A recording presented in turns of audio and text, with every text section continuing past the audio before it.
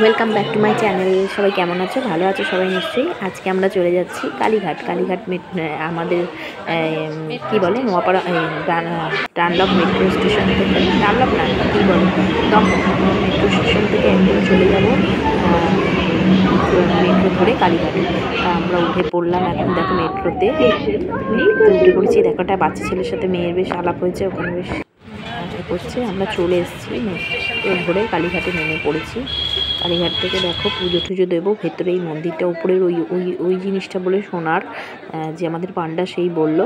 হ্যাঁ, তা এটা বাইরে থেকেই আমি তুললাম, কারণ ভেতরের জিনিস তো আর তোলা যায় না। তা পুজো টুজো দিয়ে আমরা দর্শন করে, ঠাকুর দর্শন করে বেরিয়ে পড়বো। একটু সামনের যেসব কী বলে একটা নদী আছে যেটাতে জল নেই, শুকিয়ে গেছে, সেইগুলো একটু দেখে, টুকটাক কিছু দেখে হোটেলে চলে আসবো। কারণ না খেয়েছিলাম আমরা পুজো দেবো বলে।